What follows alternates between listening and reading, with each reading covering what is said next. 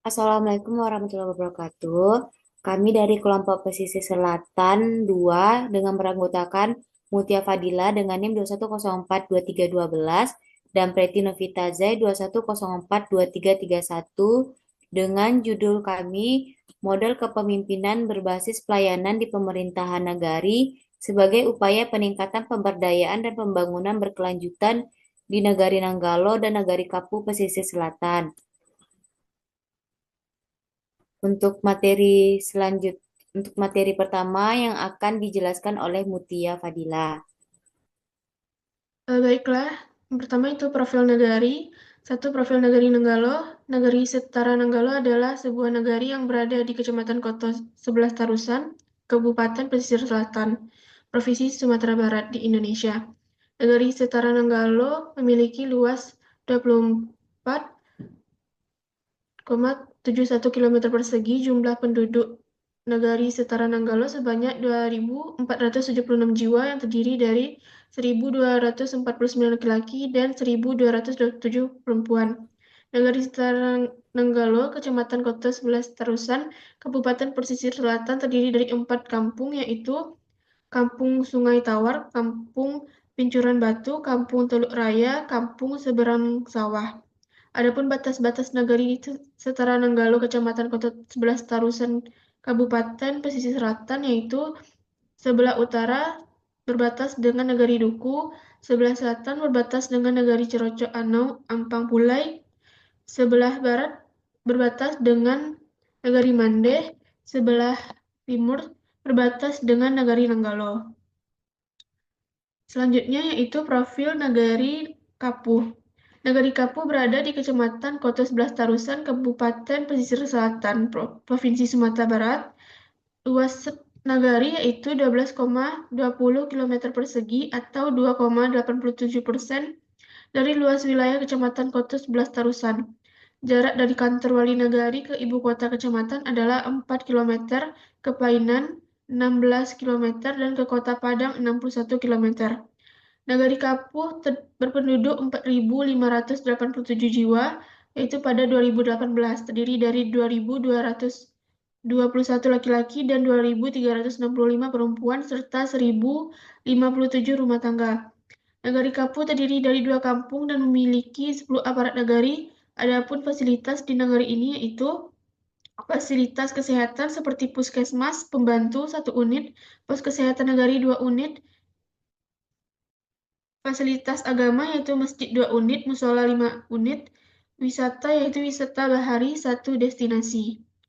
Selanjutnya yaitu kajian teori. 1. Kepemimpinan. Menurut Sarjono Sukanto, menyatakan bahwa kepemimpinan adalah kemampuan pemimpin atau leader untuk mempengaruhi orang yang dipimpin atau pengikut-pengikutnya. 2. Sudarwan dan Nim menyatakan bahwa kepemimpinan adalah setiap tindakan yang dilakukan oleh individu atau kelompok untuk mengkoordinasi dan memberi arahan kepada individu atau kelompok lainnya yang tergantung dalam wadah tertentu untuk mencapai tujuan yang telah diterapkan sebelumnya. Dari pengertian para ahli di atas dapat ditarik suatu kesimpulan kepemimpinan suatu proses mempengaruhi dan mengarahkan individu atau kelompok untuk mencapai tujuan bersama dalam suatu organisasi. Kepemimpinan melibatkan kemampuan untuk menginspirasi, memotivasi, dan mengkoordinasikan anggota tim dalam suatu sasaran yang telah ditetapkan. Selanjutnya yaitu syarat-syarat kepemimpinan. Kartini Kartono mengungkapkan bahwa konsepsi mengenai persyaratan kepemimpinan itu harus selalu dikaitkan dengan 3 hal penting, yaitu 1. Kekuasaan, ialah kekuatan, otoritas, dan legalitas yang memberikan wewenang kepada pemimpin guna mempengaruhi dan menggerakkan bawahan untuk berbuat sesuatu. 2. Kewibawaan, ialah kelebihan, keunggulan, keutamaan sehingga orang mampu bawani atau mengatur orang lain, sehingga orang tersebut patuh pada pemimpin dan bersedia melakukan perbuatan-perbuatan tertentu.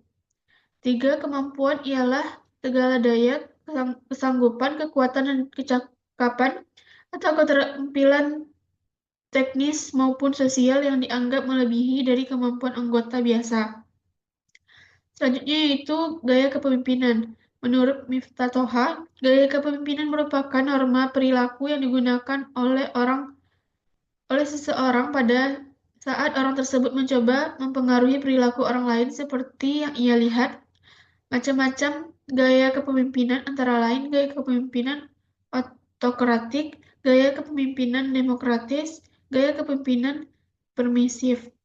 Selanjutnya yaitu teori kepemimpinan. Satu, teori sifat. Menurut teori ini, hanya individu yang memiliki sifat-sifat tertentulah yang bisa menjadi pemimpin. Dua, teori perilaku. Dasar pemikiran teori ini adalah kepemimpinan merupakan perilaku seseorang ketika melakukan kegiatan pengarahan suatu kelompok. Tiga, teori situasional. Teori ini mengatakan bahwa pembawaan yang harus dimiliki seseorang pemimpin berbeda-beda tergantung dari situasi yang sedang dihadapi. Empat, yaitu teori jalan tujuan. Tugas pemimpin dalam teori ini adalah bagaimana bawahan bisa mendapatkan hadiah atas kinerjanya dan bagaimana seseorang pemimpin menjelaskan dan mempermudah jalan suatu hadiah tersebut. 5. Teori karismatik. Pemimpin yang bertipe karismatik biasanya memiliki daya tarik, kewibawaan, dan pengaruh yang sangat besar. Konsep kepemimpinan karismatik ini banyak bersumber dari ajaran agama dan sejarah Yunani kuno. Selanjutnya yaitu tipe kepemimpinan. Menurut Conway dalam Merat, membagi 3 tipe kepemimpinan masyarakat, yaitu 1. Crowd compellor, membakar semangat para pengikutnya dengan pandangan-pandangannya. 2. Crowd exponent, merasakan dan mengekspresikan apa yang menjadi keinginan masyarakat. 3. Crowd representative, hanya dengan bermodalkan suara, ia membentuk pendapat dari rakyatnya. Selanjutnya yaitu materi tentang eh, pembangunan. Menurut Sondang Pesiagian, pembangunan adalah suatu rangkaian usaha mewujudkan pertumbuhan dan perubahan secara terencana dan sadar dengan ditempuh oleh suatu negara bangsa menuju modernitas dalam rangka pembinaan bangsa. Sedangkan menurut Joseph J. Spengler dalam Listianingsih berpendapat bahwa pembangunan adalah suatu peningkatan kenikmatan. Pembangunan merupakan proses perubahan yang mencakup seluruh sistem sosial seperti politik, ekonomi, infrastruktur, pertahanan, pendidikan, dan teknologi kelembagaan dan budaya. Pembangunan tidak hanya diarahkan pada stabilitas politik saja, melainkan pertumbuhan ekonomi yang tinggi dan peningkatan kesejahteraan masyarakat baik dari sisi pendidikan, kesehatan, dan ekonomi. Selanjutnya yaitu tujuan pembangunan. Tujuan utama dari pembangunan adalah untuk meningkatkan taraf hidup masyarakat. Untuk itu pemerintah harus mengetahui lebih jelas mengenai masyarakat, apakah yang diingin oleh masyarakat dalam hidupnya. Memang beragam usaha dari berbagai sektor sudah dilakukan oleh pemerintah dalam pencapaian tujuan pembangunan. Dalam Undang-Undang Nomor 6 Tahun 2014 tentang Desa, Pasal 78 Ayat 1, pembangunan desa bertujuan meningkatkan kesejahteraan masyarakat desa dan kualitas hidup manusia serta penanggulangan kemiskinan melalui pemenuhan kebutuhan dasar, pembangunan sarana dan prasarana desa. Pengembangan potensi ekonomi lokal serta pemanfaatan sumber daya alam dan lingkungan secara berkelanjutan. Pembangunan desa pada hakikatnya mengedepankan kebersamaan, kekeluargaan, dan kegotong royongan guna mewujudkan pengarus utamaan perdamaian dan keadilan sosial. Selanjutnya yaitu mengenai pembangunan desa. Pembangunan desa dilaksanakan oleh pemerintah desa dan masyarakat desa dengan semangat gotong royong serta memanfaatkan kearifan lokal dan sumber daya alam desa. Pelaksanaan program sektor yang masuk ke desa diinformasikan kepada pemerintah desa dan diintegrasikan dengan rencana. Pembangunan desa berhak mendapatkan informasi dan melakukan pemantauan mengenai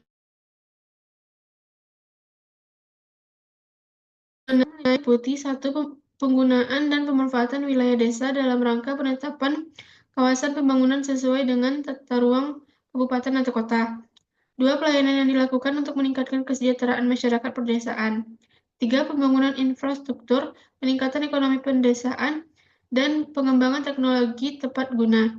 4. Pemberdayaan masyarakat desa untuk meningkatkan akses terhadap pelayanan dan kegiatan ekonomi. Selanjutnya yaitu mengenai materi pelayanan. Pelayanan pada dasarnya dapat didefinisikan sebagai aktivitas seseorang, sekelompok, atau organisasi, baik langsung maupun tidak langsung, untuk memenuhi kebutuhan. Munir mengatakan bahwa pelayanan adalah proses pemenuhan kebutuhan melalui aktivitas orang lain secara langsung. Standar dalam pelayanan adalah ukuran yang telah ditentukan sebagai suatu pembakuan pelayanan yang baik. Menurut Kotler, pengertian pelayanan yaitu setiap tindakan atau kegiatan yang ditawarkan oleh suatu pihak kepada pihak lain pada dasarnya tidak terwujud dan tidak mengakibatkan kepemilikan apapun. Menurut James A. Fitzsimmons dan Mona J. Fitzsimmons, menjelaskan konsumen akan menilai kualitas pelayanan yang diterima melalui 5 prinsip dimensi pelayanan sebagai tolak ukur, yaitu 1. Reliability adalah kemampuan untuk memberikan secara tepat dan benar jenis pelayanan yang telah dijanjikan kepada tamu. 2.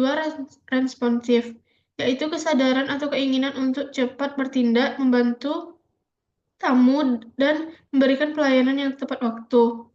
3. Kepastian atau jaminan adalah pengetahuan atau kesopanan santunan serta kepercayaan diri para pegawai. Dimensi kepastian memiliki ciri-ciri yaitu komposisi untuk memberikan pelayanan, sopan, dan memiliki sifat respek terhadap tamu. 4. Empati memberikan perhatian individu tamu secara khusus. Dimensi empati memiliki ciri-ciri kemauan untuk melakukan pendekatan, memberikan perlindungan, dan usaha untuk mengerti keinginan, kebutuhan, dan perasaan tamu. 5. Nyata atau tangible, yaitu sesuatu yang nampak atau yang nyata, yaitu penampilan para pegawai dan fasilitas-fasilitas fisik seperti peralatan dan perlengkapan yang menunjang pelaksanaan pelayanan. Selanjutnya yaitu materi pemberdayaan masyarakat. Pemberdayaan masyarakat adalah upaya untuk meningkatkan harkat dan martabat lapisan masyarakat yang dalam kondisi sekarang tidak mampu melepaskan diri dari perangkap kemiskinan dan keterbelakangan. Salah satu upaya yang dilakukan oleh berbagai pihak tersebut adalah dengan jalan pemberdayaan masyarakat. Aksi pemberdayaan masyarakat yang dimaksudkan untuk mendirikan masyarakat agar dapat menghadapi berbagai tantangan di kehidupannya. Tujuan utama pemberdayaan adalah memperkuat kekuasaan masyarakat, khususnya kelompok lemah yang memiliki ketidakberdayaan, baik karena kondisi internal maupun karena kondisi eksternal. Menurut Gunawan Sumodiningrat, upaya untuk pemberdayaan masyarakat terdiri dari 3 tahapan, yaitu 1. Menciptakan suasana iklim yang memungkinkan potensi masyarakat ikut berkembang. Titik tolaknya adalah pengenalan bahwa setiap manusia dan masyarakat memiliki potensi yang dapat dikembangkan. 2. Memperkuat potensi atau daya dimiliki oleh masyarakat. Dalam rangka ini diperlukan langkah-langkah lebih positif dan nyata, serta pembukaan akses kepada berbagai peluang yang akan membuat masyarakat menjadi semakin berdaya dan memanfaatkan peluang. 3. Memberdayakan juga mengandung arti menanggulang. Selanjutnya yaitu prinsip-prinsip pemberdayaan. Terdapat 4 prinsip yang sering digunakan untuk pelaksanaan program pemberdayaan. 1. Prinsip kesetaraan. Prinsip utama yang harus dipegang dalam proses pemberdayaan masyarakat adalah adanya kesetaraan atau kesejajaran kedudukan antara masyarakat dengan lembaga yang melakukan program pemberdayaan. Dinamika yang dibangun adalah hubungan kesetaraan dengan mengembangkan mekanisme berbagai pengetahuan, pengalaman, serta keahlian satu sama lain, sehingga terjadi proses pembelajaran. 2. Prinsip partisipasi. Program pemberdayaan yang dapat menstimulasi kemandirian masyarakat adalah program yang sifatnya partisipatif. Pemberdayaan yang direncanakan, dilaksanakan, diawasi, dan dievaluasi oleh masyarakat. Namun, untuk sampai pada program tahap tersebut memerlukan waktu dan proses pendampingan yang melibatkan pendampingan yang berkomitmen tinggi terhadap pemberdayaan masyarakat. 3. Prinsip keswadayaan atau kemandirian. Prinsip keswadayaan adalah menghargai dan mengedepankan kemampuan masyarakat daripada bantuan pihak lain. Konsep ini tidak memandang orang tidak mampu sebagai objek yang tidak berkemampuan, melainkan sebagai subjek yang memiliki kemampuan sedikit. Proses pemberdayaan masyarakat. Dalam proses tersebut, masyarakat bersama-sama melakukan hal-hal berikut, yaitu 1. Mengidentifikasi dan mengkaji potensi, wilayah, permasalahan, serta peluang-peluangnya. 2. Pengembangan kelompok. 3. Penyusunan rencana dan pelaksanaan kegiatan. 4. Monitoring dan evaluasi. Selanjutnya yaitu mengenai hasil observasi 5W1H. Yang pertama, Wali Nagari Nanggalo. 1. Kepemimpinan. Dalam observasi terdapat beberapa langkah dan strategi yang diambil untuk memimpin dan mengarahkan masyarakat. Wali Nagari menjelaskan bahwa kepemimpinan di negari ini didasarkan pada tugas pokok dan fungsi atau disingkat tupoksi yang telah diatur dalam regulasi pemerintahan desa. Dalam hal diskusi dengan masyarakat tersebut, isu-isu penting di nagari, Wali Nagari menjelaskan bahwa diskusi sering dilakukan melalui musyawarah nagari atau musnak. Musyawarah ini melibatkan berbagai elemen pemerintahan nagari seperti Bamus yang merupakan anggota DPRD nagari, serta tokoh-tokoh masyarakat dan lembaga adat. Forum ini berfungsi sebagai sarana untuk membicarakan berbagai persoalan penting yang dihadapi oleh masyarakat nagari. Secara keseluruhan, kepemimpinan Wali Nagari Nanggalo diwarnai oleh upaya untuk menyesuaikan diri dengan karakteristik masyarakat, menerapkan regulasi yang ada, serta melibatkan berbagai pihak dan mengambil keputusan melalui musyawarah. Namun, tantangan dalam penilaian objektif terhadap kinerja kepemimpinan dan pemanfaatan dana desa menjadi hal yang perlu diperhatikan untuk mencapai kemajuan yang lebih signifikan. Selanjutnya yaitu pembangunan.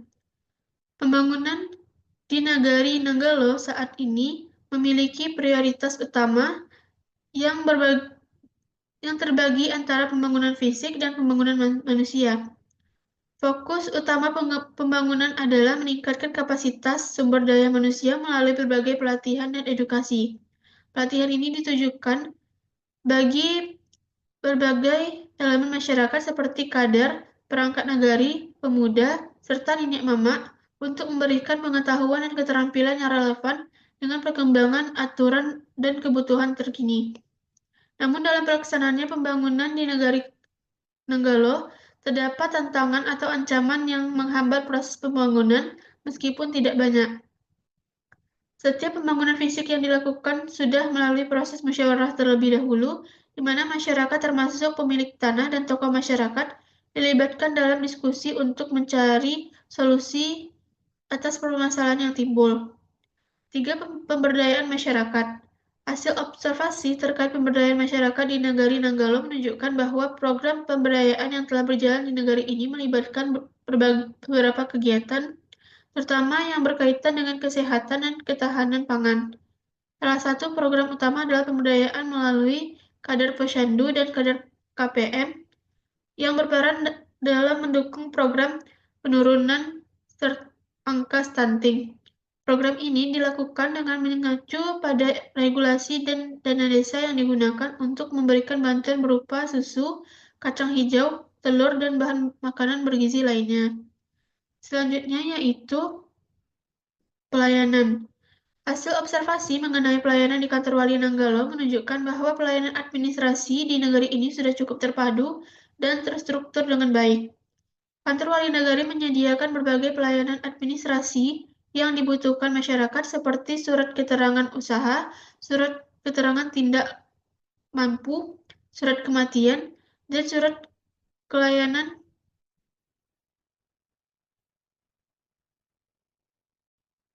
dan surat kelakuan baik. Proses pelayanan menggunakan sistem aplikasi bernama Sinar, di mana masyarakat yang datang hanya perlu memberikan KTP untuk memproses surat yang dibutuhkan. Hal ini menjadi pelayanan di Nanggalo transparan, akuntabel, dan efisien, karena seluruh prosedur administratif sudah jelas dan tatanan sistemnya sudah berjalan dengan baik. Meskipun sistem pelayanannya sudah terintegrasi dengan aplikasi, terdapat beberapa kelemahan yang perlu diperhatikan. Di sisi lain, Negari Nanggalo sempat mengalami bencana banjir pada tahun 2023 yang mengakibatkan banyak data dan dokumen termasuk profil Negari hancur. Saat ini pihak Negari sedang berupaya untuk membuat ulang profil Negari yang hilang tersebut. Hal ini menjadi tantangan hambatan mengingat banyak negari lainnya yang mengalami situasi serupa sehingga sulit untuk mendapatkan profil yang lengkap. Selanjutnya yaitu hasil observasi Wali Nagari Kapuh. 1. Kepemimpinan. Berdasarkan hasil observasi terhadap wawancara dengan Wali Nagari Kapuh, dapat disimpulkan bahwa kepemimpinan di Nagari Kapuh didasarkan pada prinsip musyawarah dan partisipatif masyarakat. Wali Nagari menekankan pentingnya mendengarkan aspirasi masyarakat melalui berbagai wadah diskusi seperti di warung-warung dan masjid, yang menjadi tempat masyarakat menyampaikan pendapat. 2. Kepemimpinan Wali Nagari Kapuh juga terlihat pada fokus utama pada ketahanan pangan dan pembangunan infrastruktur, terutama di sektor pertanian. Dengan luasnya lahan pertanian di nagari ini, Wali Nagari berusaha memastikan ketersediaan air yang cukup untuk keperluan pertanian melalui perbaikan irigasi dan infrastruktur lainnya. Hal ini menjadi kekuatan utama dalam kepemimpinan beliau, karena langsung berdampak pada kesejahteraan masyarakat yang sebagian besar bergantung pada sektor pertanian. Tantangan yang dihadapi dalam kepemimpinan ini terkait dengan peningkatan kualitas sumber daya alam, terutama bagi masyarakat menengah ke bawah.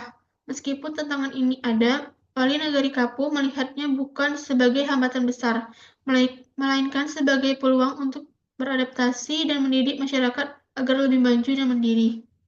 Selanjutnya yaitu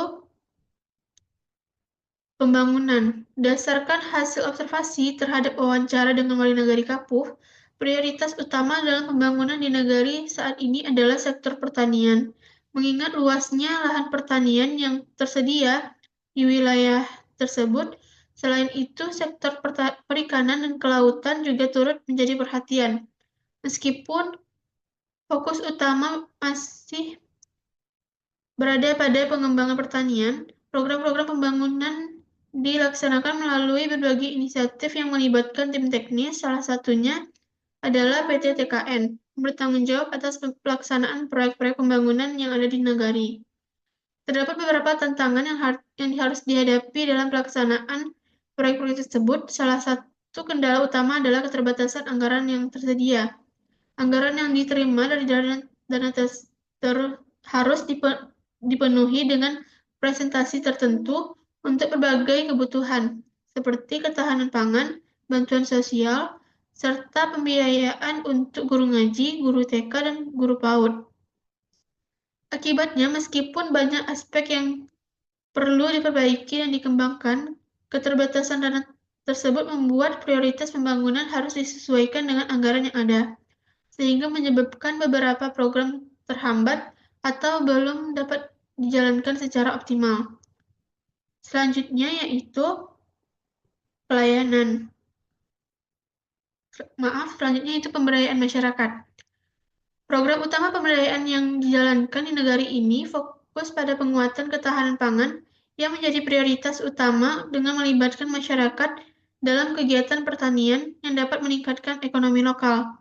Selain itu, pemberdayaan juga mau diwujudkan melalui kegiatan PKK yang melibatkan ibu-ibu dan bapak-bapak di negara untuk melaksanakan kegiatan yang berdampak positif secara ekonomi, seperti pelatihan keterampilan yang meningkatkan kapasitas masyarakat. Program pemberdayaan ini telah dimulai sejak tahun 2021, tepatnya setelah Wali Negari dilantik pada bulan Juli 2021. Hingga kini program ini sudah berlangsung hampir 4 tahun dan telah memberikan dampak positif bagi masyarakat dalam berbagai sektor, termasuk ekonomi dan sosial. Pelaksanaan program pemberdayaan ini masih menghadapi beberapa kelemahan yang perlu diperbaiki. Salah satunya adalah keterbatasan anggaran yang ada untuk mendukung kegiatan pemberdayaan. Selain itu, keterbatasan wewenang yang dimiliki oleh wali negara juga menjadi tantangan dalam mengimplementasikan anggaran dan kebijakan yang lebih fleksibel dalam pembuatan program pemberdayaan tidak dapat dijalankan secara optimal. Selanjutnya yaitu pelayanan. Menurut wali negari, pelayanan kepada masyarakat harus menjadi prioritas utama. Hal ini disebabkan oleh banyaknya masyarakat yang belum sepenuhnya memahami apa yang seharusnya mereka dapatkan dalam pelayanan publik. Wali negari menekankan bahwa setiap permohonan dan urusan masyarakat harus diusahakan agar selesai selama itu masih dalam kewenangan negari. Untuk meningkatkan kualitas pelayanan negari, Wali negari menerapkan program pelatihan dan meningkatkan kapasitas bagi aparatur pemerintah negari secara rutin setiap tahunnya. Pelatihan ini bertujuan untuk memperbaiki kompetensi perangkat negari dalam memberikan pelayanan yang lebih kepada masyarakat. Namun, meskipun ada upaya peningkatan kualitas pelayanan, Wali negari mengakui bahwa terdapat beberapa hambatan yang mempengaruhi pelayanan publik di negara ini. Salah satunya keterbatasan anggaran. Anggaran yang diterima negari seperti dana alokasi desa seringkali datang terlambat dari pemerintah pusat. Meskipun demikian, wali negari tetap berusaha secara bertahap untuk memaksimalkan manfaat dari anggaran yang ada. Walaupun tidak dapat memenuhi seluruh permintaan masyarakat. Selanjutnya yaitu analisis SWOT dan kaitkan dengan kajian teori. Yang pertama, analisis SWOT wali negari Nanggalo, yaitu kepemimpinan. Kepemimpinan wali negari Nanggalo memiliki peran strategis dalam mendorong pembangunan dan kesejahteraan masyarakat di tingkat negari. Sebagai pemimpin lokal, wali negari bertanggung jawab atas pelaksanaan pemerintahan negari yang mencakup aspek administratif, pengelolaan sumber daya, pemberdayaan masyarakat, serta pelestarian adat dan budaya. Dalam menjalankan perannya, wali negari harus mampu menjembatani berbagai kepentingan, baik dari masyarakat, pemerintah daerah, maupun unsur adat yang memiliki pengaruh besar di negari.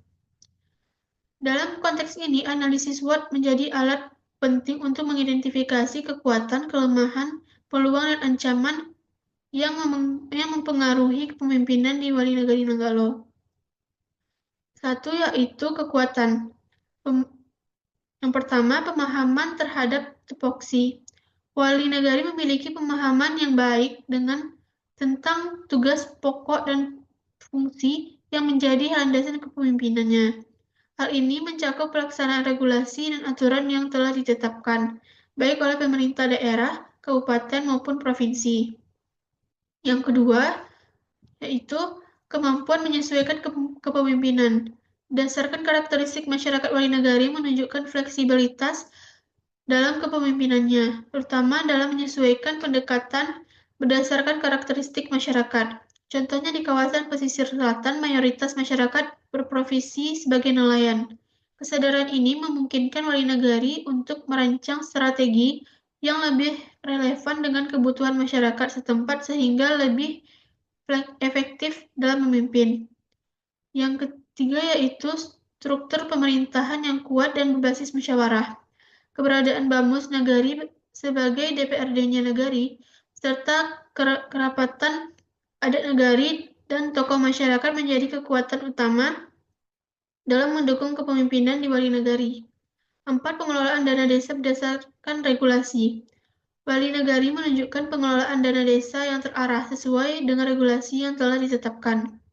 Pemanfaatan dana desa untuk berbagai program seperti bantuan langsung atau bantuan bagi petani dalam bentuk bibit dan pupuk menunjukkan bahwa upaya untuk meningkatkan kesejahteraan masyarakat.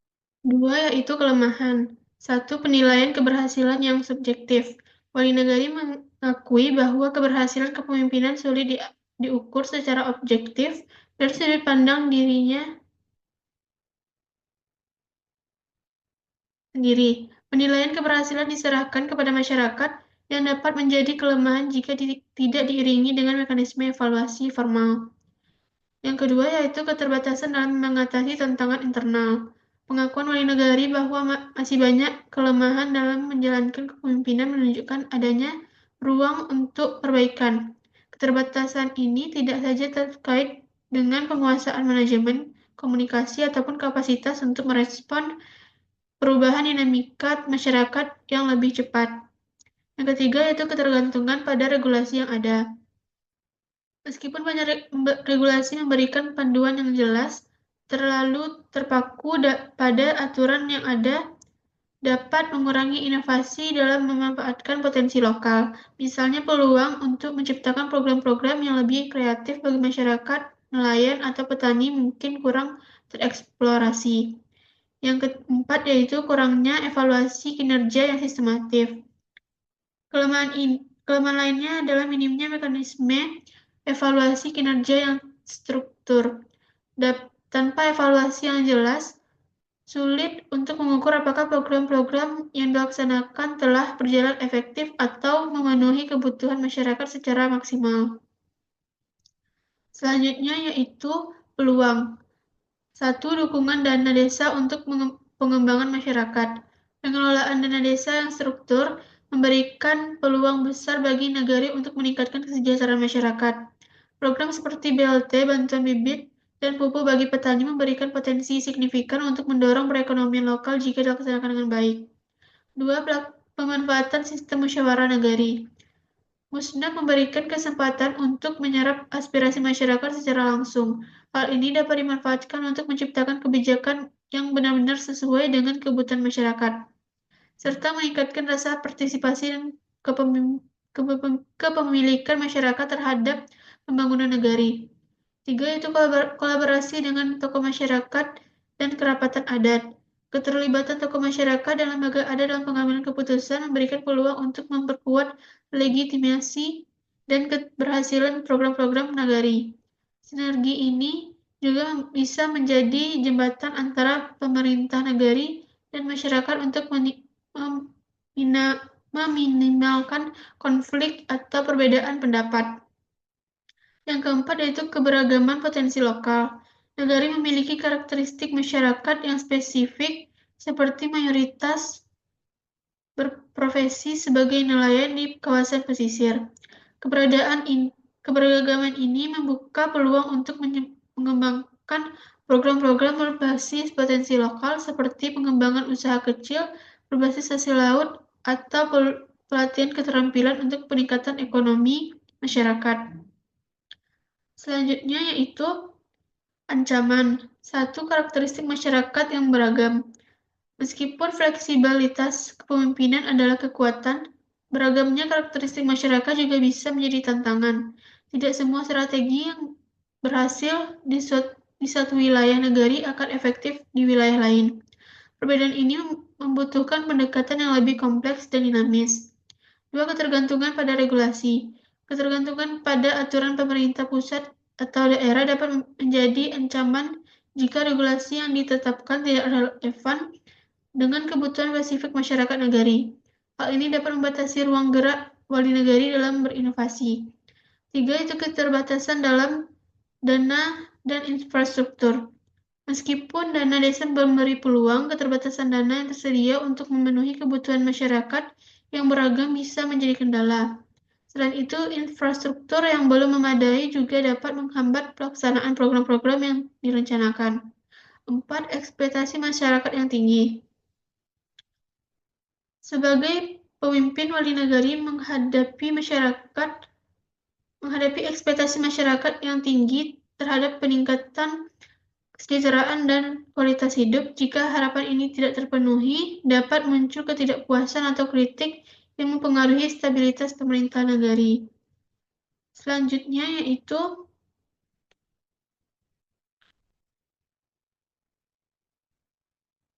kaitan analisis SWOT dengan kajian teori.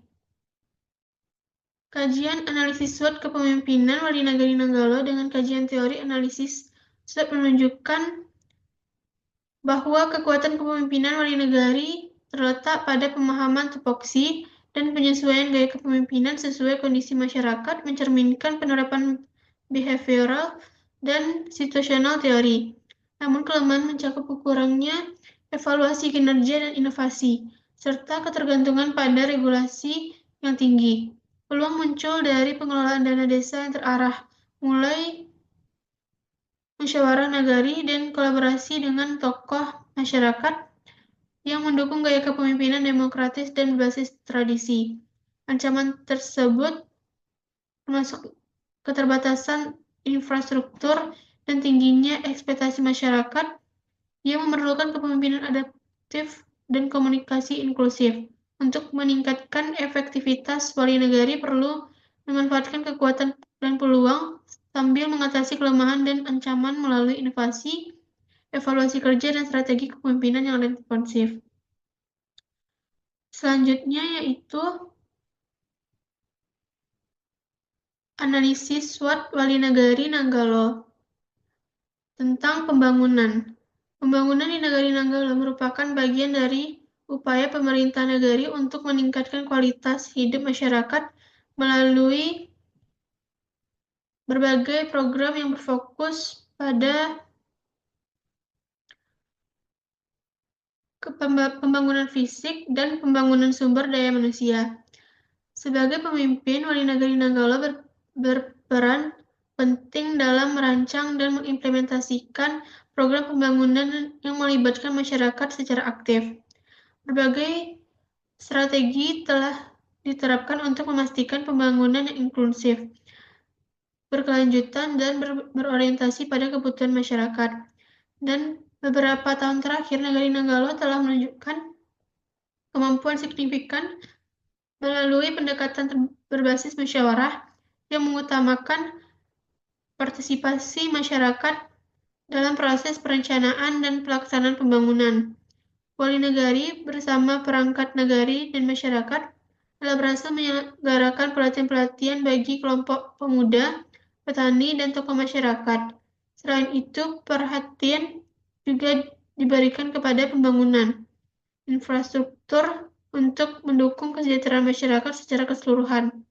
Namun, pembangunan di Nagari Nanggala tidak terlepas dari tantangan, keterbatasan sumber daya, potensi konflik, dan ketergantungan pada dana menjadi beberapa hambatan yang memerlukan strategi khusus untuk diatasi. Yang pertama yaitu kekuatan. Satu, fokus pada keseimbangan pembangunan fisik dan manusia. Pembangunan di Nagari Nanggala tidak hanya terbatas pada pembangunan fisik seperti infrastruktur, tetapi juga mencakup pembangunan manusia. Pelatihan-pelatihan untuk perangkat nagari, pemuda, dan nenek mama menunjukkan komitmen untuk menciptakan masyarakat yang lebih berdaya saing, dan berpengetahuan. Selanjutnya yaitu partisipatif aktif masyarakat. Partisipasi aktif masyarakat dalam berbagai kegiatan pembangunan menjadi salah satu kekuatan utama. Masyarakat di Nagari Nanggala menunjukkan antusiasme tinggi dengan berbondong-bondong menghadiri kegiatan yang diselenggarakan pemerintah negari. Hal ini menunjukkan bahwa masyarakat merasa memiliki pembangunan tersebut dan berkomitmen untuk mendukungnya. 3 yaitu perencanaan berbasis musyawarah. Setiap program pembangunan, baik fisik maupun manusia, direncanakan melalui musyawarah nagari yang melibatkan berbagai pihak, termasuk tokoh masyarakat, pemilik tanah, BAMUS, dan masyarakat umum. Pendekatan ini tidak hanya memastikan pembangunan yang terarah, tetapi juga memaksimalkan potensi konflik. Yang keempat yaitu pelibatan petani dalam peningkatan kapasitas. Salah satu contoh nyata adalah pelatihan bagi petani yang melibatkan 250 orang untuk meningkatkan pemahaman mereka tentang sistem pertanian yang baik, termasuk secara mengatasi hama. Program ini menunjukkan perhatian pemerintah negara terhadap sektor pertanian sebagai salah satu sumber penghidupan utama masyarakat. Baiklah, hanya sekian materi yang dapat saya sampaikan. Selanjutnya saya kembalikan kepada moderator. Baik, selanjutnya yang akan saya bacakan yang pertama weakness kelemahan. Yang pertama kurangnya indikator objektif untuk menilai keberhasilan pembangunan. Saat ini keberhasilan pembangunan lebih banyak dinilai dari partisipasi masyarakat dan kepuasan subjektif mereka, namun tidak ada indikator objektif yang terukur untuk mengevaluasi apakah pelatihan atau pembangunan fisik memberikan dampak signifikan terhadap peningkatan kesejahteraan masyarakat. Yang B, ketergantungan pada sistem yang kompleks. Pelaksanaan pembangunan fisik di Nagari Nanggalo sangat bergantung pada proses musyawarah yang panjang, mulai dari 1 tahun sebelum pelaksanaan. Meskipun hal ini mengurangi resiko konflik, proses yang terlalu lama dapat menghambat realisasi pembangunan, terutama jika ada kebutuhan mendesak. Yang, yang C, minimnya sumber daya dan infrastruktur untuk pelatihan. Meskipun pelatihan-pelatihan telah diselenggarakan, tidak ada informasi tentang fasilitas metode yang digunakan. Jika sumber daya seperti ruang pelatihan, alat bantu, atau akses teknologi tidak memadai, efektivitas pelatihan ini bisa menurun. Yang terakhir, kurangnya pendekatan khusus untuk kelompok rentan. Meskipun ada upaya untuk melibatkan masyarakat secara umum, tidak ada strategi khusus untuk memberdayakan kelompok rentan seperti perempuan, lansia, atau masyarakat miskin dalam program pembangunan manusia. Yang ketiga, opportunities peluang. Yang pertama, dukungan regulasi dan dana desa. Adanya regulasi dan alokasi dana desa yang mendukung pembangunan memberikan peluang besar bagi Nagari Nanggalo untuk merancang program yang lebih inovatif dan relevan dengan kebutuhan masyarakat. Yang kedua, potensi masyarakat yang tinggi. Partisipasi masyarakat dalam pembangunan mencerminkan potensi besar untuk membangun sinergi antara pemerintah nagari dan masyarakat. Selanjutnya yang ketiga, sektor pertanian sebagai pilar pembangunan. Sektor pertanian yang menjadi fokus dalam beberapa program pelatihan membuka peluang besar untuk meningkatkan produktivitas masyarakat. Dengan pengelolaan yang baik, sektor ini dapat menjadi motor penggerak perekonomian nagari. Yang keempat, kerjasama dengan lembaga eksternal. Pemerintah nagari dapat menggandeng lembaga-lembaga eksternal seperti universitas, lembaga swadaya masyarakat, atau badan usaha untuk mendukung pembangunan fisik maupun manusia. Ancaman. Yang pertama, potensi konflik tanah dalam pembangunan fisik. Salah satu ancaman utama dalam pembangunan fisik adalah konflik terkait tanah. Meskipun sudah dimusyawarahkan sebelumnya, persoalan ini masih bisa muncul dalam proses pembangunan. Konflik semacam ini dapat menghambat pelaksanaan proyek dan menimbulkan ketidakpuasan di masyarakat. Yang kedua, kurangnya komitmen dari sebagian masyarakat. Walaupun banyak masyarakat yang antusias, masih ada kemungkinan bahwa sebagian kecil masyarakat tidak mendukung program pembangunan atau merasa tidak dilibatkan, yang dapat menimbulkan resistensi terhadap program pemerintah. Yang ketiga, keterbatasan sumber daya manusia dan teknologi. Kurangnya tenaga ahli di bidang tertentu, seperti pertanian atau teknologi, dapat menghambat keberhasilan program pembangunan. Selain itu, minimnya akses terhadap teknologi modern juga dapat membatasi inovasi dalam pembangunan manusia maupun fisik. Yang keempat, ketergantungan pada dana desa. Ketergantungan pada dana desa sebagai sumber utama pembiayaan pembangunan membuat Nagari Nanggalo rentan terhadap perubahan kebijakan atau pengurangan alokasi dana dari pusat. Jika terjadi pengurangan, program pembangunan dapat terganggu. Selanjutnya, kaitan analisis SWOT dengan kajian teori. Kajian teori pembangunan berdasarkan konsep Sondang P. Siagia memandang pembangunan sebagai usaha terencana untuk menuju modernitas yang mencakup aspek politik, ekonomi, dan budaya. Di Nagari Nanggalo, pendekatan ini terlihat melalui pelatihan perangkat nagari, pemuda, dan nini mama yang menunjukkan keseimbangan antara pembangunan fisik dan peningkatan kapasitas manusia sesuai dengan Undang-Undang Nomor 6 Tahun 2014 tentang Desa. Namun terdapat kelemahan seperti kurangnya indikator evaluasi objektif dan ketergantungan pada proses musyawarah yang panjang, yang dapat memperlambat respon terhadap kebutuhan masyarakat dan peluang yang ada meliputi pemanfaatan potensi lokal seperti sektor pertanian dan dukungan regulasi dengan pelatihan bagi petani sebagai contoh penerapan pembangunan berbasis komunitas. Ancaman dalam pembangunan di Nagari Nenggalo meliputi konflik tanah, keterbatasan sumber daya manusia, dan ketergantungan pada dana desa. Hal ini menekankan perlunya diversifikasi sumber daya dan kolaborasi dengan universitas, LSM, atau pihak lain untuk mendukung keberlanjutan pembangunan.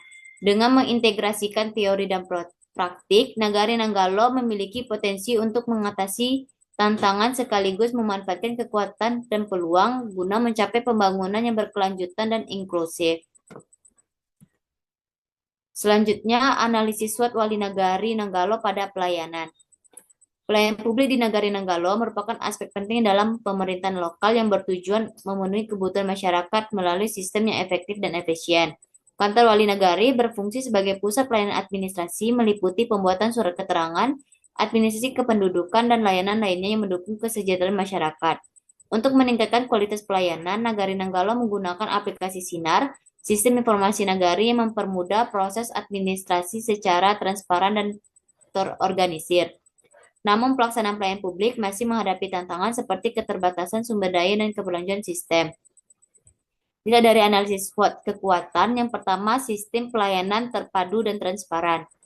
Salah satu kekuatan utama dalam pelayanan publik di Nagari Nanggalo adalah sistem pelayanan administrasi yang terintegrasi dengan aplikasi Sinar. Sistem ini memungkinkan proses pembuatan berbagai surat sebagai surat keterangan usaha, surat kematian, dan surat kelakuan baik menjadi lebih cepat dan mudah.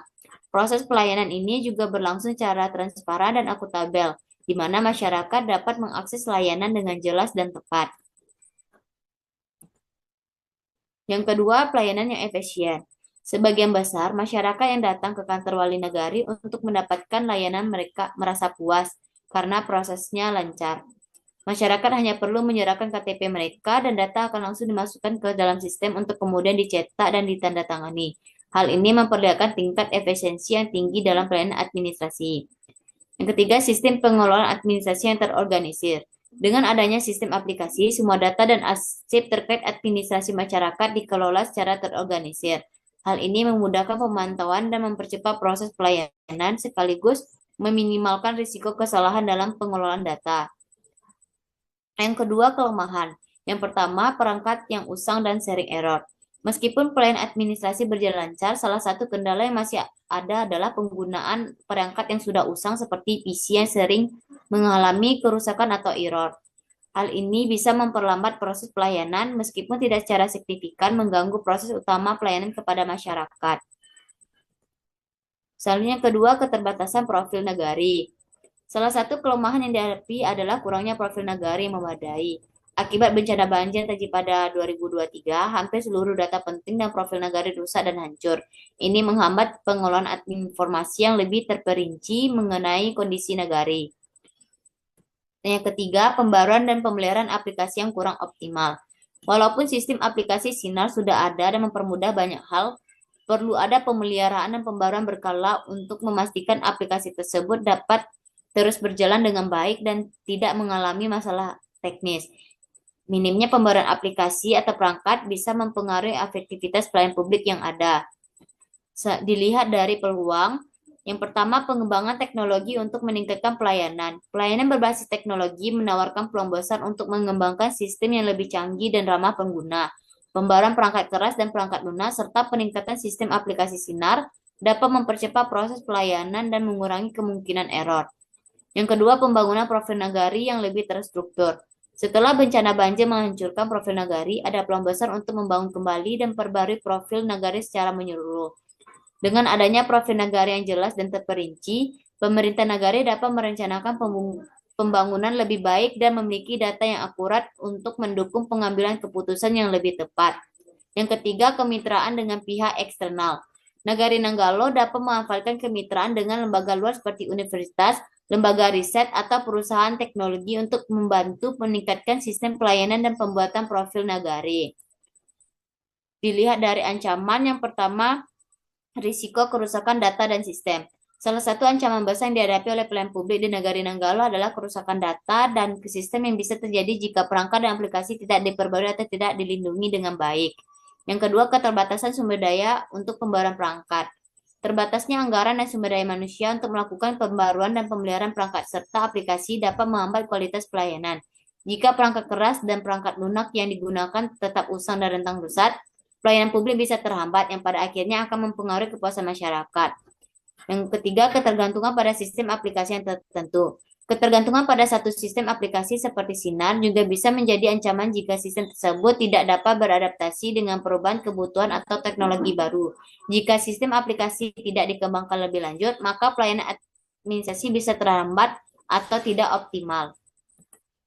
Selanjutnya, kaitan analisis SWOT dengan kajian teori. Pelayan publik di negara Nanggalo telah menunjukkan kemajuan dengan penggunaan aplikasi Sinar yang mencerminkan prinsip keterlambatan, responsivitas, dan empati.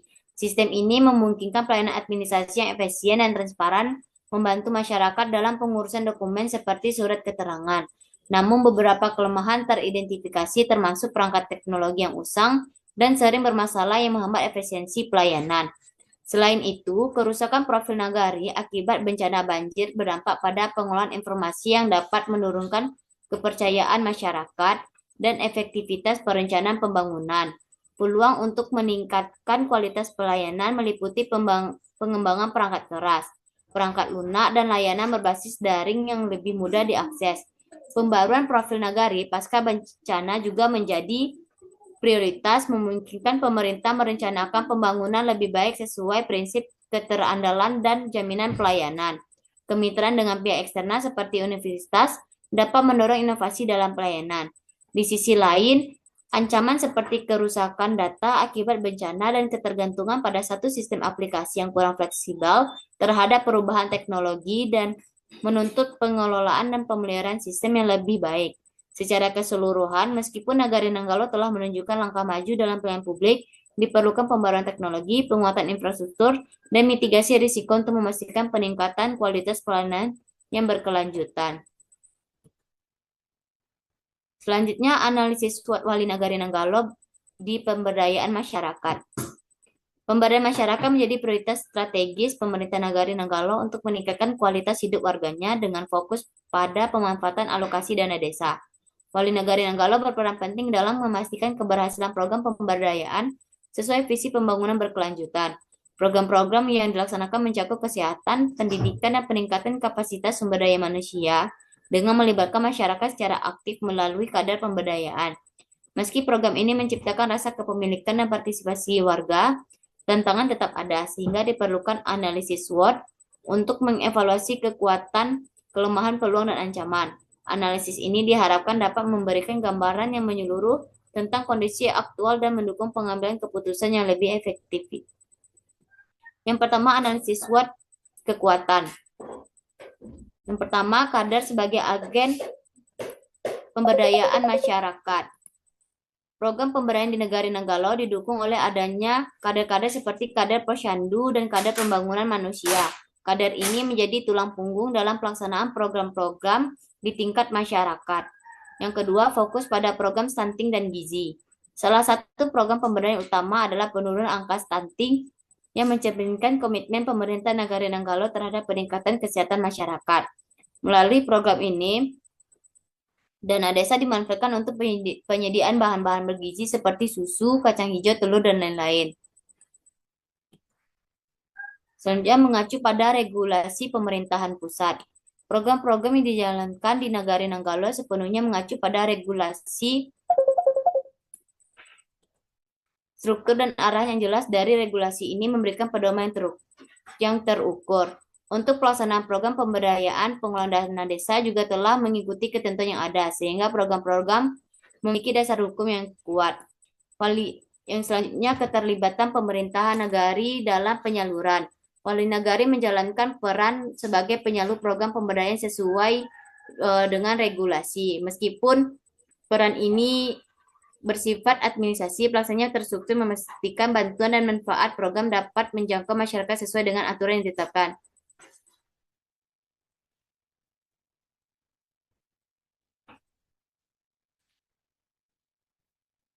Selanjutnya, weakness kelemahan. Yang pertama, ketergantungan pada data yang belum akurat.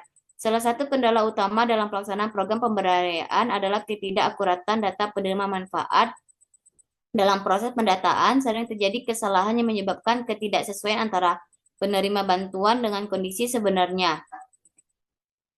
Selanjutnya, minimnya ruang inovasi lokal. Karena program pemberdayaan sepenuhnya mengacu pada regulasi pusat, terdapat keterbatasan dalam menciptakan program-program yang lebih inovatif dan spesifik sesuai kebutuhan masyarakat nagari. Hal ini mengurangi fleksibilitas pemerintah nagari untuk menyesuaikan program dengan potensi lokal yang dimiliki. Yang ketiga, ketergantungan pada peran kader. Meskipun keberadaan kader adalah kekuatan, terlalu mengandalkan mereka juga menjadi kelemahan jika tidak diiringi dengan pelatihan atau pembinaan yang memadai. Misalnya kurangnya mekanisme monitoring dan evaluasi. Tidak adanya sistem monitoring dan evaluasi yang sistematif menjadi kelemahan lain dalam pelaksanaan program pemberdayaan. Hal ini menyulitkan pemerintahan nagari untuk mengukur efektivitas program atau memperbaiki kekurangan yang ada dalam pelaksanaan. Selanjutnya, peluang. Yang pertama, dukungan dana desa yang konsisten. Adanya alokasi dana desa yang jelas untuk program pemberdayaan masyarakat memberikan peluang besar bagi Nagari Nanggala untuk meningkatkan kualitas hidup masyarakat. Yang kedua, panduan regulasi yang terstruktur. Regulasi dari Kementerian Desa memberikan arah yang terperinci tentang alokasi dana dan prioritas program. Hal ini mempermudah pemerintah nagari dalam merancang program pemberdayaan tanpa harus mengembangkan kerangka kerja dari awal. Yang ketiga, potensi kolaborasi dengan lembaga lokal. Kadang-kadang pemberdayaan seperti Posyandu dan KPM dapat bekerja sama dengan lembaga-lembaga lain di nagari, termasuk tokoh masyarakat, lembaga adat, atau komunitas lokal. Yang keempat, kesadaran masyarakat terhadap pentingnya pemberdayaan. Peningkatan kesadaran masyarakat terhadap isu-isu penting stunting dan pentingnya gizi memberikan peluang untuk memperkuat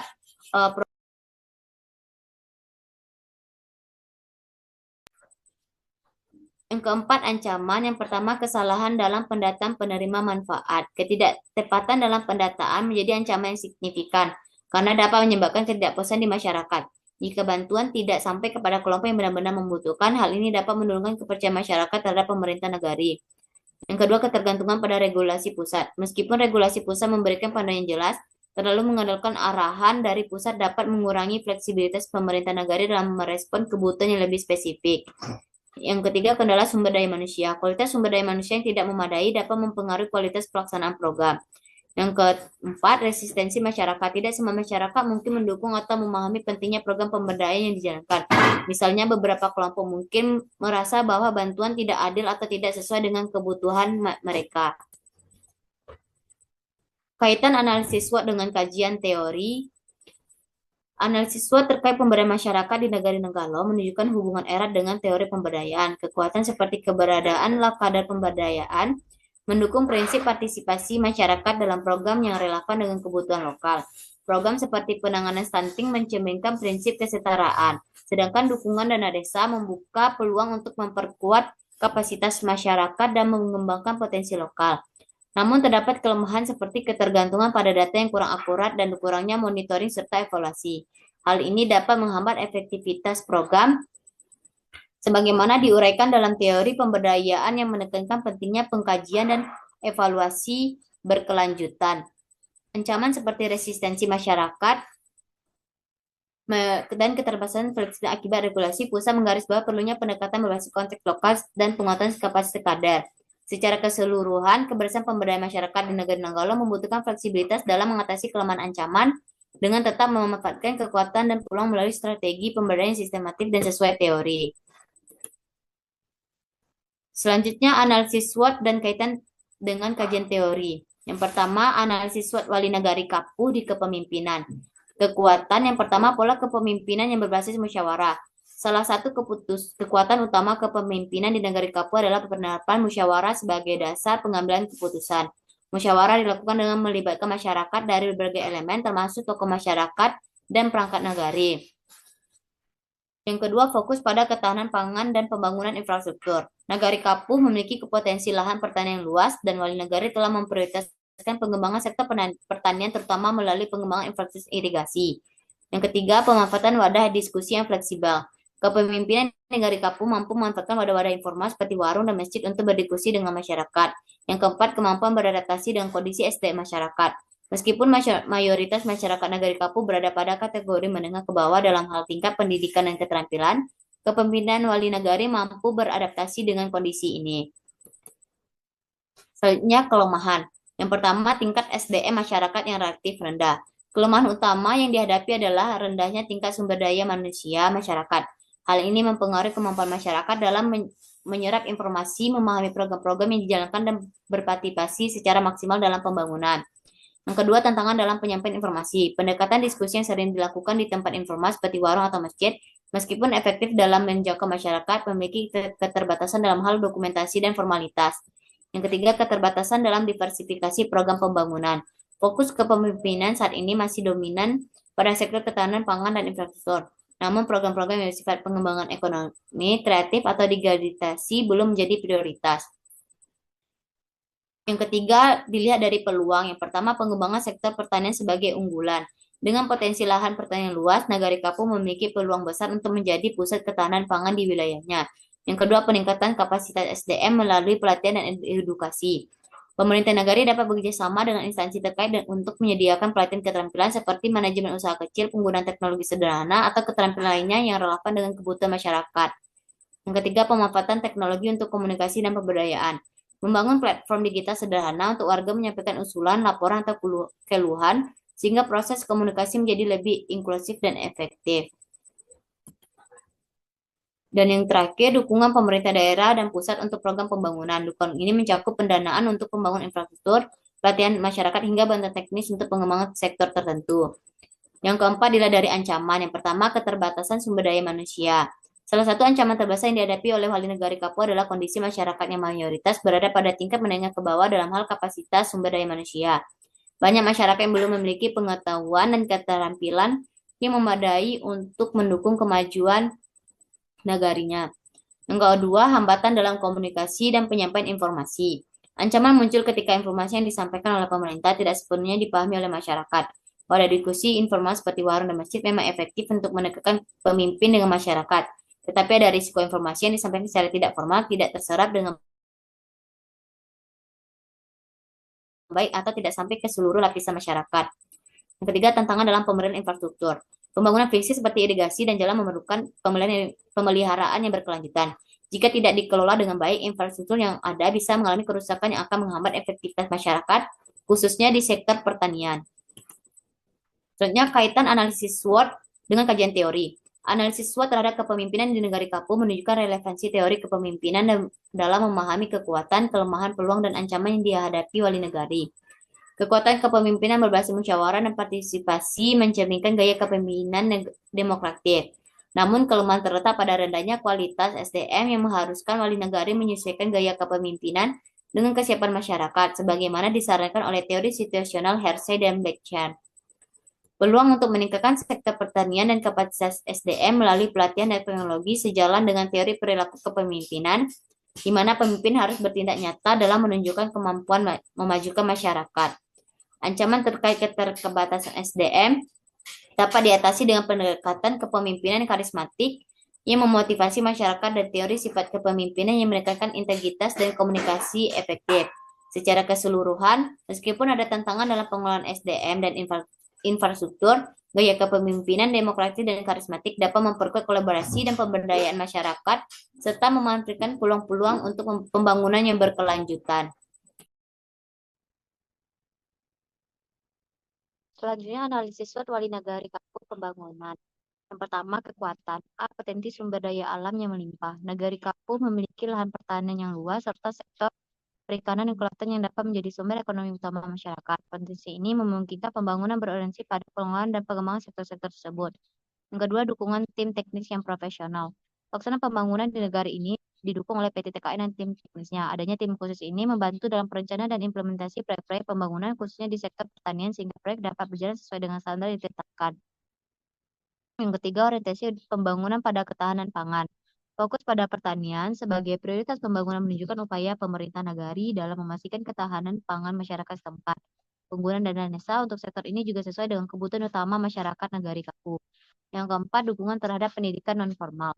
Bagi alokasi dana pembangunan digunakan untuk mendukung pendidikan sebagai pembayaran untuk guru ngaji, guru TK, dan guru PAUD. Langkah ini menunjukkan perhatian terhadap peningkatan kualitas sumber daya manusia sejak usia dini.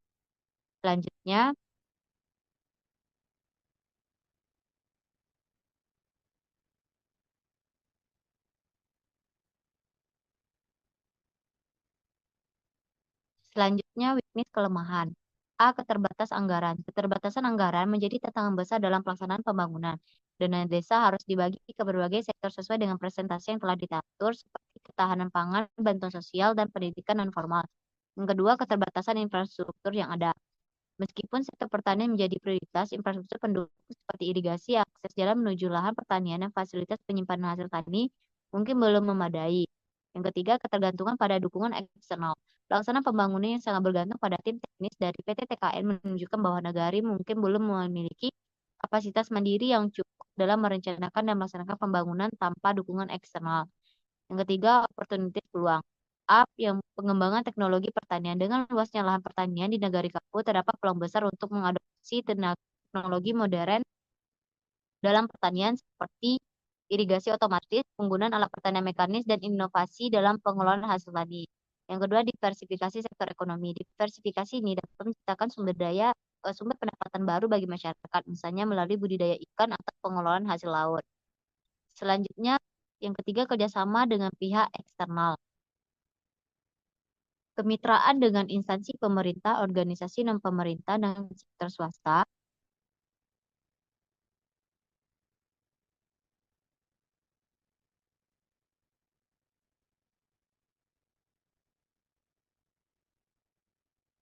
dapat memberikan tambahan dana atau bantuan teknis untuk melaksanakan proyek pembangunan. Yang keempat, penguatan program ketahanan pangan. Peningkatan fokus pada ketahanan pangan seperti pengelolaan stok hasil tani atau distribusi yang lebih efektif dapat memberikan dampak positif terhadap perekonomian lokal dan memperkuat ketahanan ekonomi masyarakat. Yang keempat, ancaman. Yang pertama, ketidakpastian alokasi dana desa.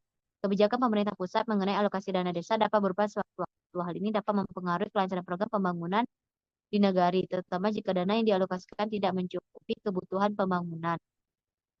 Yang kedua, keterbatasan partisipasi masyarakat. Meskipun pembangunan difokuskan pada kebutuhan masyarakat, partisipasi aktif masyarakat dalam proses pembangunan masih bisa menjadi tantangan. Yang ketiga, persaingan dalam sektor pertanian. Di tengah globalisasi, sektor pertanian menghadapi persaingan yang ketat. Produk pertanian dari negara Papua harus bersaing dengan produk dari daerah lain, baik dalam hal kualitas maupun harga.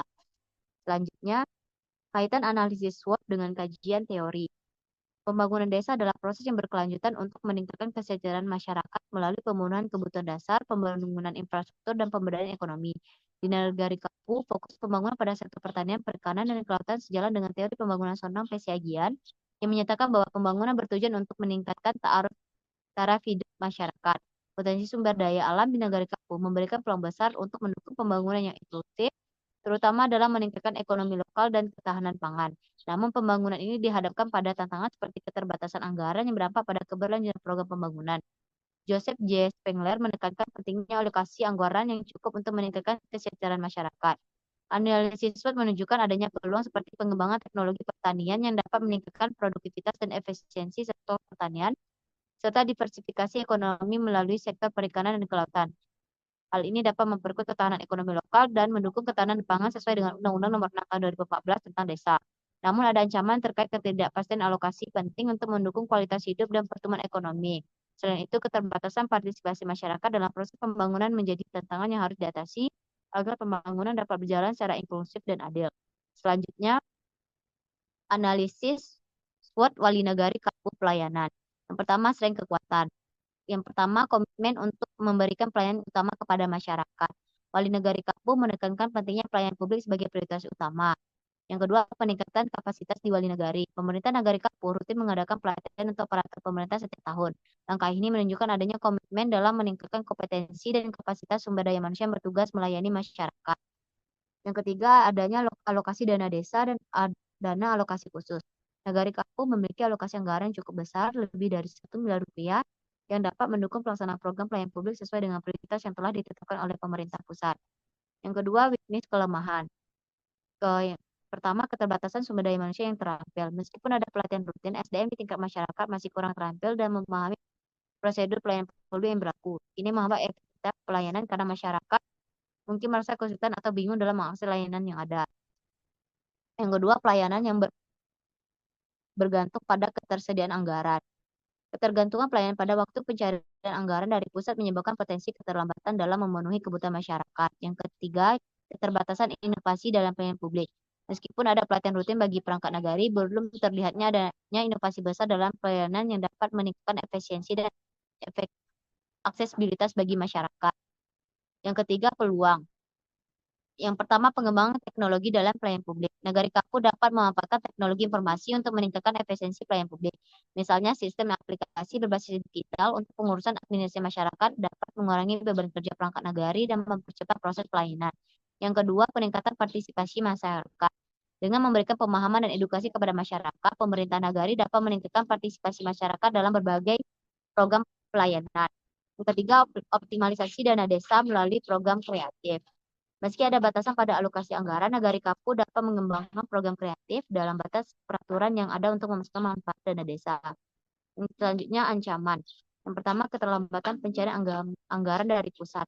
Proses pencairan dana desa yang terkadang lambat dari pusat dapat menjadi ancaman serius bagi kelancaran pelayanan publik, terutama jika dana tersebut menjadi tumpuan untuk memenuhi kebutuhan masyarakat. Yang kedua, permintaan yang melebihi kapasitas anggaran. Tingginya kebutuhan masyarakat, khususnya di sektor pertanian, perikanan, dan kelautan seringkali melebihi kemampuan anggaran yang ada. Hal ini dapat menimbulkan ketidakpuasan masyarakat terhadap pemerintahan nagari. Selanjutnya, kaitan analisis SWOT dengan kajian teori. Pelayanan publik di Negari Kapu dipengaruhi oleh pemahaman tentang kualitas pelayanan yang tidak hanya memperhatikan aspek fisik, tetapi juga empati, responsivitas, keandalan, dan jaminan kebutuhan masyarakat. Dengan teori James A. Fitzsimmons dan Mona James Fitzsimmons, kekuatan pelayanan terletak pada prioritas untuk memenuhi kebutuhan masyarakat. Namun, kelemahan terkait keterbatasan SDM yang terampil menghambat efektivitas pelayanan sesuai dengan teori Kotler dan Keller yang menyatakan pentingnya responsivitas dan reliabilitas dalam pelayanan. Keterbatasan anggaran dan ketergantungan pada pencarian dana juga mempengaruhi kualitas pelayanan sejalan dengan teori Fitzsimmons tentang pentingnya jaminan kualitas. Namun, peluang besar muncul dengan pemanfaatan teknologi informasi yang dapat meningkatkan efisiensi dan kemudahan dalam pelayanan, percepat pemenuhan kebutuhan masyarakat. Partisipasi masyarakat juga dapat memperkuat hubungan antara pemerintah dan masyarakat. Ancaman utama adalah keterlambatan pencairan anggaran dan pemerintah yang melebihi kapasitas anggaran yang dapat mempengaruhi kualitas pelayanan. Selanjutnya, analisis SWOT Wali Negari Kapu pada pemberdayaan masyarakat. Yang pertama, kekuatan. Yang A, fokus pada ketahanan pangan sebagai pilar utama. Negari Kapu adalah penguatan ketahanan pangan. Program ketahanan pangan ini melibatkan berbagai elemen masyarakat, baik pria maupun wanita, untuk mengelola SDA yang ada secara berkelanjutan. Yang B, pemberdayaan melalui kegiatan PKK dan keterlibatan masyarakat. Pemberdayaan masyarakat juga diwujudkan melalui kegiatan PKK yang melibatkan ibu-ibu dan bapak-bapak di negari. Yang C, kepemimpinan yang fokus pada pemberdayaan. Sejak dilantik pada Juli 2021, Wali Negari Kapu menunjukkan komitmennya dalam pemberdayaan masyarakat melalui berbagai program yang berjalan. Kepemimpinan yang solid dan fokus pada pemberdayaan masyarakat menjadi salah satu kekuatan yang dapat menggerakkan perubahan positif di negari. Selanjutnya, weakness. Yang pertama, keterbatasan wewenang dalam eksekusi program. Keterbatasan wewenang ini membuatnya sulit untuk melakukan perubahan besar atau melaksanakan program yang membutuhkan fleksibilitas lebih tinggi dalam hal anggaran dan kebijakan. Yang kedua, ketergantungan pada program pemerintahan pusat. Ketergantungan pada dana luar negari membuat pemberdayaan menjadi kurang mandiri dan terkait pada regulasi yang ada, yang mungkin tidak sejalan sesuai dengan kebutuhan lokal. Yang ketiga, kurangnya infrastruktur pendukung untuk program pemberdayaan. Meski ada upaya pemberdayaan masyarakat, infrastruktur pendukung yang dibutuhkan untuk mengelola dan memfasilitasi program-program tersebut masih kurang. Misalnya, fasilitas pelatihan yang memadai untuk keterampilan masyarakat seperti tempat yang layak, peralatan cukup, masih menjadi tantangan. Yang ketiga, peluang. Yang pertama, pemanfaatan potensi ekonomi lokal yang lebih besar. Dengan luas lahannya pertanian dan potensi sektor perikanan, Nagari Kapu memiliki peluang besar untuk mengembangkan lebih lanjut potensi ekonomi lokal melalui pemberdayaan masyarakat, pengembangan usaha mikro, kecil, dan menengah. Selanjutnya, yang kedua, program pemberdayaan berbasis teknologi. Pemberdayaan masyarakat dapat semakin dipercepat dengan memanfaatkan teknologi, misalnya pengenalan sistem pertanian cerdas atau pemanfaatan teknologi digital untuk mengakses pasar dan informasi. Yang ketiga, peningkatan partisipasi masyarakat dalam program pemberdayaan. Peningkatan partisipasi ini melalui forum-forum musyawarah kerja yang memungkinkan masyarakat untuk memberikan masukan dan ide dalam pengembangan program pemberdayaan. Yang keempat, ancaman yang pertama, beban kebutuhan yang terus meningkat. Meskipun ada berbagai program pemberdayaan, kebutuhan masyarakat yang terus berkembang seringkali lebih besar daripada kapasitas yang ada. Yang kedua, keterbatasan infrastruktur dan sumber daya alam. Misalnya bencana alam atau kerusakan irigasi yang tidak terkelola dengan baik dapat mengganggu program ketahanan pangan yang telah dilaksanakan.